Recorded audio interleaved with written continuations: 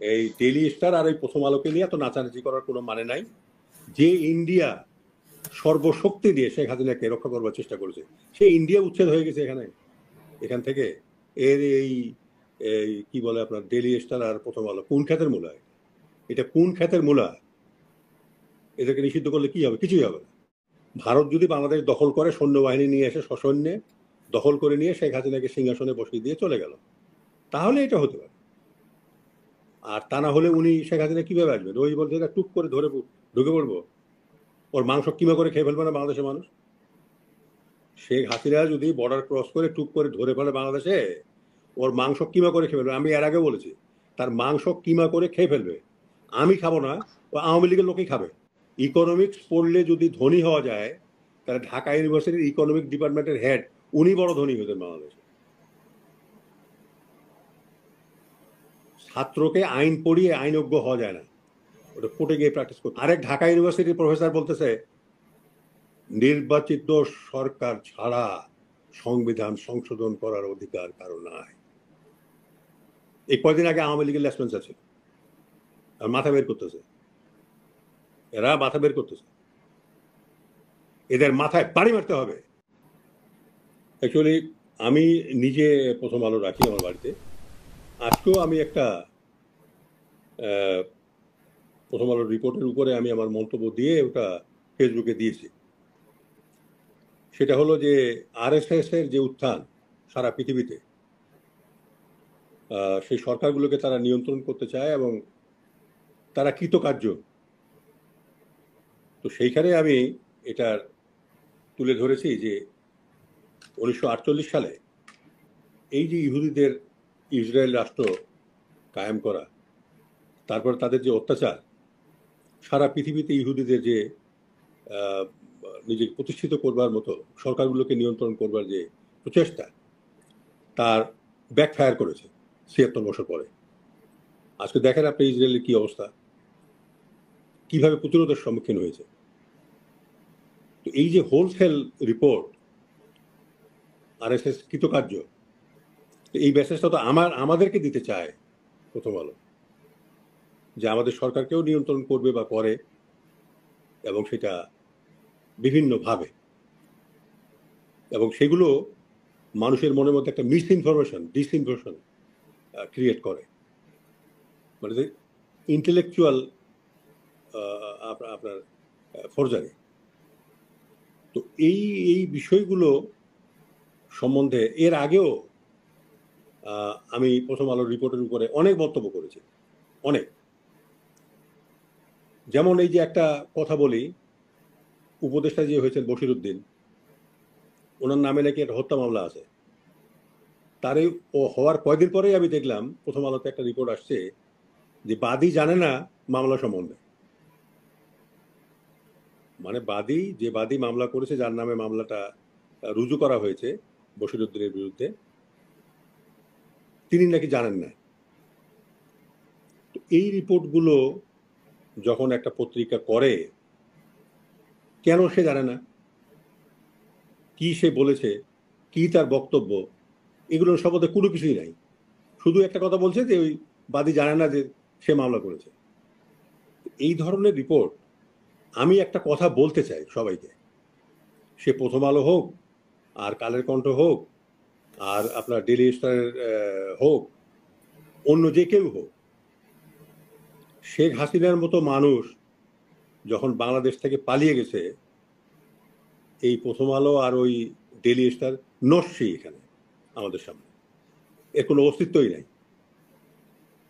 যদি এটা মনে করে থাকে তারা যে একটা ধোঁয়া তুলবে যে বাংলাদেশে মিডিয়ার স্বাধীনতা নাই, একে ফজলুল হককে বলা হয়েছিল যে আপনি এগুলো তো বলতেছেন, তো দেশের মানুষ এটা জানতে পারলে পত্রিকার মাধ্যমে আপনার তো অনেক সমালোচনা হবে। তো উনি বলছেন যে আমাকে যারা ভোট দেয় তারা পত্রিকা পড়ে না, আমাকে যারা ভোট দেয় তারা পত্রিকা পড়ে না।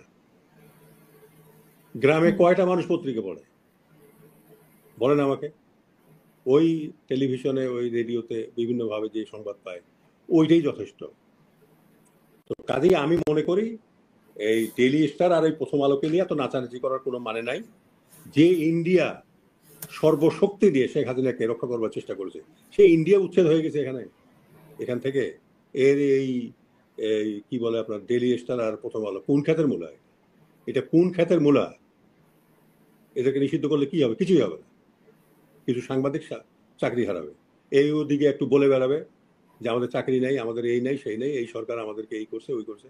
এছাড়া আর কিছু করার নেই। ডোনাল্ড ট্রাম্প কি বসে থাকে কানবে নাকি এর জন্য যে আমার কি হবে রে তোরা বলে দে? আমার কথা হলো, দেশের বিরুদ্ধে যারা কাজ করে, জঙ্গিবাদ উত্থানের ক্ষেত্রে যদি তাদের কোনো অবদান থেকে থাকে, আমি মনে করি ইনভেস্টিগেশন হওয়া উচিত এবং সেটা প্রমাণিত হলে এই পেপারগুলোকে নিষিদ্ধ করে দেওয়া উচিত। যারা আমাদের দেশের বিপক্ষে কাজ করবে তাদের এখানে কোনো রকম সংবাদপত্র পরিচালনা করার কোনো অধিকার নেই, চেঞ্জ করে দেওয়া যেতে পারে। পত্রিকার তো কোনো দোষ নাই, দোষ হলো যারা এগুলো চালায়। তো অ্যাডমিনিস্ট্রেশন চেঞ্জ করে দিতে হবে, দিয়ে অন্য মানুষকে বসিয়ে দিতে হবে যারা দেশপ্রেমিক, দেশের ভালো চায়, যারা ভারতের ভালো চায় না তাদেরকে বসাতে হবে। ভারত আর শেখ হাসিনা যখন বাংলাদেশ থেকে উচ্ছেদ হয়ে গেছে, এখানে যে কোনো মানুষকে উচ্ছেদ করা যেতে পারে, যে কোনো খবরের কাগজকে উচ্ছেদ করা যেতে পারে।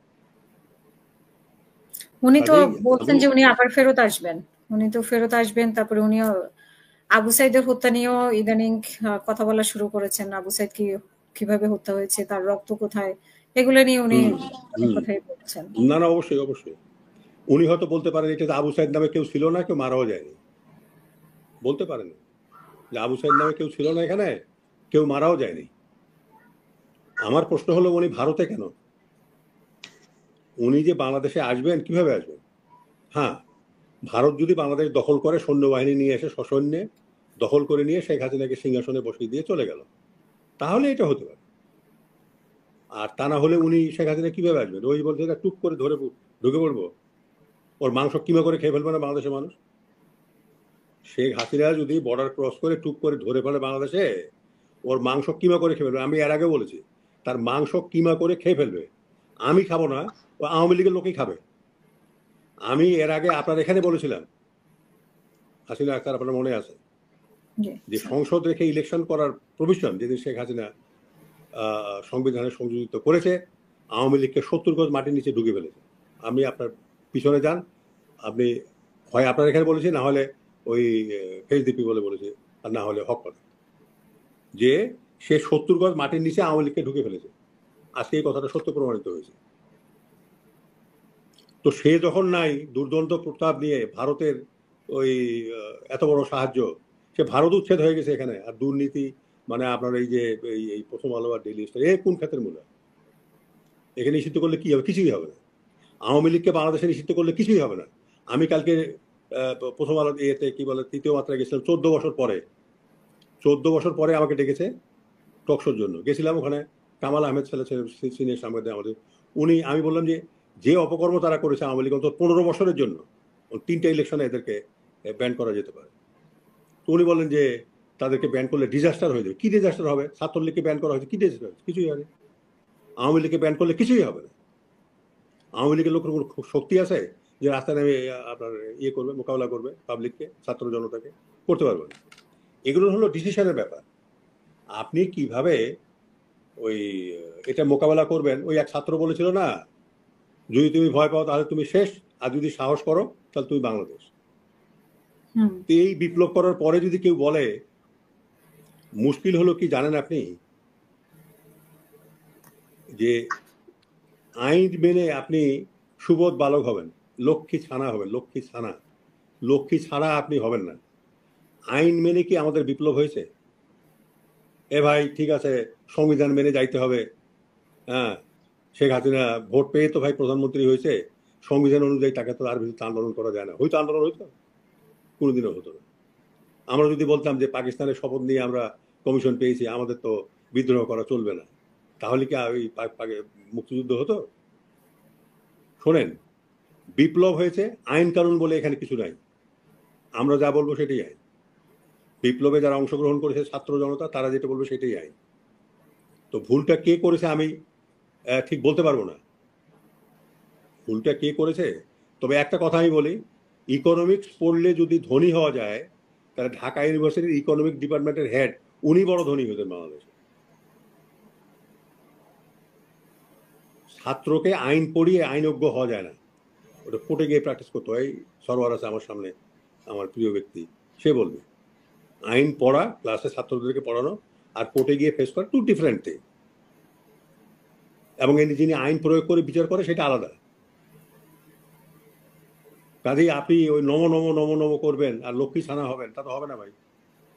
শোনেন, এই যে আমাদের এখানে মাদ্রাসা সম্বন্ধে আমি লিখছিলাম, কওমি মাদ্রাসা, এরা কোনো কাজ করতে পারে না কেন? ওখানে 3টে জিনিস শিখা হয় ছাত্রকে: আদব, এতাত, খেদমত। বেয়াদব হওয়া যাবে না। হুজুর যা বলবে, সেদিন তো ভিডিওতে দেখলাম এক ছাত্র বলতেছে, আমি মাদ্রাসার ছাত্র, আমাদের হুজুররা হলো আমাদের নবী, আমাদের হুজুররা হলো আমাদের নবী। আরেক আলেম বলতেছে, এই জামানায় যদি 5% কারো ইমান থাকে, তার জন্য বেহেশত নিশ্চিত, তার জন্য বেহেশত নিশ্চিত। এরা কিছু করতে পারে না কেন? বিকজ ওই যে বেয়াদব হওয়া এদেরকে শিক্ষা দেওয়া হয়নি। ওই আদবের মধ্যে থাকতে হবে। এটা হুজুর যা বলে সেটাই মেনে চলতে হবে। ও বইয়ে যাই লেখা থাকবে। আর হুজুরের খ্যাদমত করতে হবে, পানি গরম করে দিতে হবে, তার বিছানা পরিষ্কার করে দিতে হবে, তার গা মালিশ করে দিতে হবে, তার গরম গরম পানি করে দিতে হবে গোসলে। এই লোকটা ওখান থেকে বের হয়ে আসে, হি becomes a mental slave, he becomes a mental slave. আমরা কলেজে পড়ে স্ট্রাইক করেছি, কোনো মাদ্রাসা স্ট্রাইক হয়? হয় না। তার মানে আপনি একটা মসজিদের ইমামকে নিয়ে এসেন ওই কওমি মাদ্রাসার, যে আপনি কত টাকা বেতন চান, ও বলতে পারবে না। ও বলবে যে আপনারা যা দেন, আপনারা যা দেন। ও বলতে পারবে না কত টাকা বেতন চাইবে। নিজেকে ওই যে মেন্টাল স্লেভ হয়ে বের হয়। তো লক্ষ্মী ছানা আর লক্ষ্মী ছাড়া, তো আমরা যদি লক্ষ্মী ছানা হইতাম তাহলে শেখ হাসিনা এখান থেকে যায়? লক্ষ্মী ছাড়া হয়তো সব লোক। তারপরেও আপনি এখন ধুয়া তুলতেছেন যে আমাদের আইন মানতে হবে, সংবিধান মানতে হবে। আরেক রাজনৈতিক দল বলতেছে ওই শাহাবুদ্দিন চুপ্পুকে রাখতে হবে, নাহলে ডিজাস্টার হয়ে যাবে। আরেক ব্যারিস্টার কোর্টে দাঁড়িয়ে বলতেছে বিএনপির যে সংবিধান সংশোধন করলে ডিজাস্টার হয়ে যাবে। আরেক ঢাকা ইউনিভার্সিটির প্রফেসর বলতেছে নির্বাচিত সরকার ছাড়া সংবিধান সংশোধন করার অধিকার কারো নাই। এই কয়দিন আগে আওয়ামী লীগের লেসপেন্স আছে, আর মাথা বের করতেছে, এরা মাথা বের করতেছে। এদের মাথায় বাড়ি মারতে হবে, এদের মাথায় বাড়ি মারতে হবে, তাহলে বিপ্লব ঠিক হবে। বুঝতে পারছেন আপনি? আপনি আইন মেনে চলবেন, লক্ষ্মী ছানা হবেন। ওই পশ্চিমবাংলার মানুষ আন্দোলন করতে পারে না কেন? আমরা পারি, তারা পারে না, পারবেও না কোনোদিন, কোনোদিনও পারবে না। ওই একটা খইকে 3 কামড় দিয়ে খায় পশ্চিমবাংলার লোক। আমরা তা না, আমরা অন্য ধাঁচা গড়া।